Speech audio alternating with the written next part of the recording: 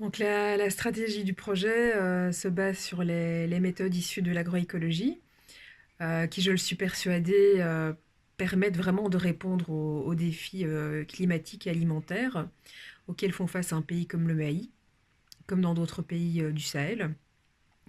Donc le pionnier de l'agroécologie au Mali s'appelle Oumar Diabaté, c'est un vétérinaire de formation, qui, suite à une rencontre avec Pierre Rabhi, a décidé d'adopter ce type de méthode dans son agriculture, dans sa ferme, dans les années 90. Voilà, ce type d'agriculture prend de l'ampleur et constitue en fait un mouvement qui est un peu à contre-courant de l'agriculture de rente, donc qui se base sur l'utilisation d'intrants chimiques, qui consomment énormément d'eau, qui coûtent cher, et en fait qui a été introduit en réponse suite aux sécheresses en fait répétées, mais qui ont provoqué la ruine de beaucoup de paysans, et qui a provoqué en fait l'exode rural et l'émigration. Donc mon projet s'inscrit dans ce cadre et a plusieurs finalités. Donc la première est d'intégrer la sauvegarde de l'environnement dans l'agriculture. Donc ça passe d'abord par la restauration de la fertilité des sols.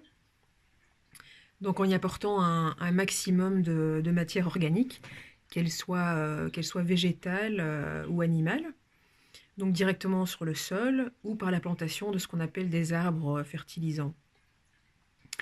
Donc deuxième objectif, donc ce sera de produire une nourriture saine, mais toute l'année, en optimisant les ressources, que ce soit l'eau, la lumière, les nutriments, et en variant les espèces et les variétés cultivées. Il faut savoir qu'au Mali, les fruits et les légumes qui sont véritablement produits localement ne sont disponibles sur les marchés que quelques mois par an. Et ce, donc, c'est par rapport, c'est par rapport à l'eau, c'est par rapport à l'accessibilité de l'eau, les techniques et le climat. Donc la plupart des légumes et des fruits qu'on trouve durant l'année sont importés. Et voilà, de partout, du Maroc, de la Chine, de la Hollande, et tout ça est loin d'être bio.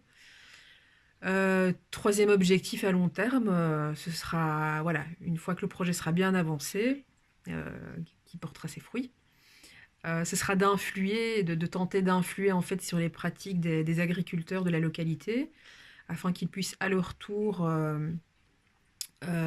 améliorer leur rendement avec des techniques respectueuses de l'environnement.